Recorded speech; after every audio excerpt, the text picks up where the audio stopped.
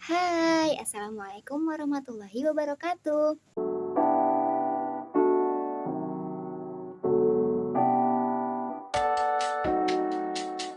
Saya Safana Hasna dari Prodi Al-Akhwal Asyakhsiyah. Pada video kali ini, saya akan bahas mengenai mukjizat Al-Quran. Teman-teman, tahu nggak nih? Let's go!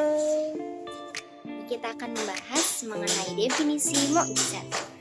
Mukjizat menurut bahasa diambil dari kata al-mu'jizah atau a'jaza atau ajaza yang berarti melemahkan.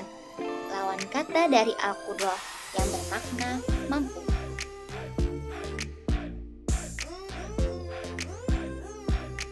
Sedangkan menurut istilah adalah sesuatu yang tidak sesuai dengan kebiasaan pada umumnya, yang diciptakan dan dikehendaki Allah Subhanahu wa Ta'ala dan diperlihatkan melalui utusannya sebagai bukti dari pengakuan atas kenabian disertai sebuah tantangan yang tidak ada seorang pun bisa menandingi.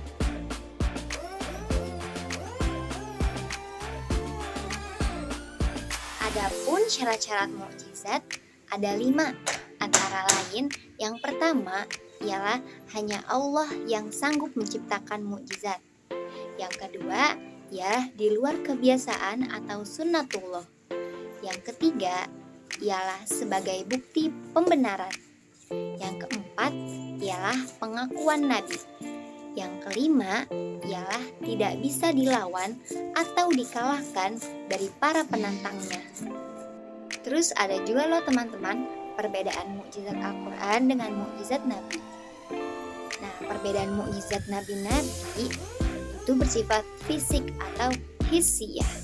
Maka habis sesuai dengan berlalunya zaman, generasi setelahnya tidak akan lagi menyaksikan mukjizat tersebut.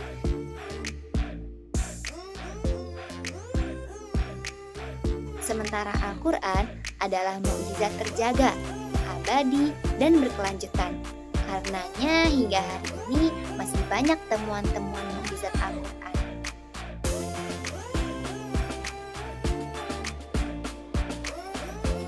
Namun ada juga nih mukjizat-mukjizat Nabi sebelumnya hanya terfokus pada penakjuban pandangan.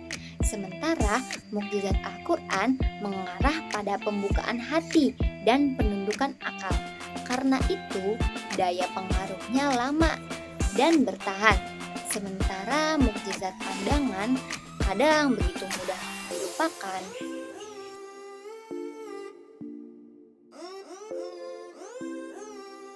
Terus ada juga nih mukjizat Nabi sebelumnya itu di luar konteks isi risalah dan tidak bersesuaian karena fungsi utamanya hanya untuk menguatkan kenabian dan membuktikan bahwa mereka adalah utusan Allah Subhanahu wa Ta'ala. Contoh, menghidupkan orang mati, tongkat menjadi ular. Nah, itu kan tidak ada hubungannya sama sekali ya dengan kitab Taurat dan Injil.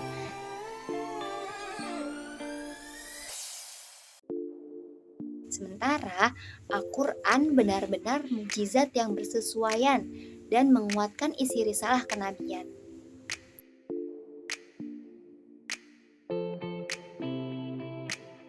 Pun macam-macam mukjizat. Yang pertama ialah mukjizat indrawi atau hissiyah. Mukjizat jenis ini derivasikan pada kekuatan yang muncul dari segi fisik yang mengisyaratkan adanya kesaktian seorang nabi. Contohnya ialah mukjizat Nabi Musa yang dapat membelah lautan.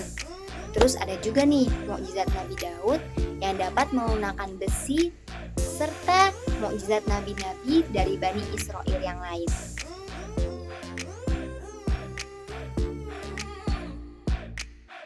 Yang kedua ada mukjizat rasional atau akliyah. Mukjizat ini tentunya sesuai dengan namanya, lebih banyak ditopang oleh kemampuan intelektual yang rasional.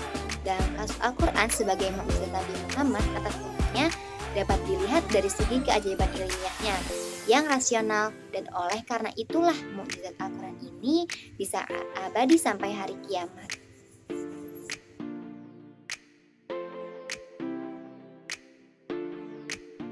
yang dapat saya sampaikan. Semoga dapat bermanfaat bagi semuanya.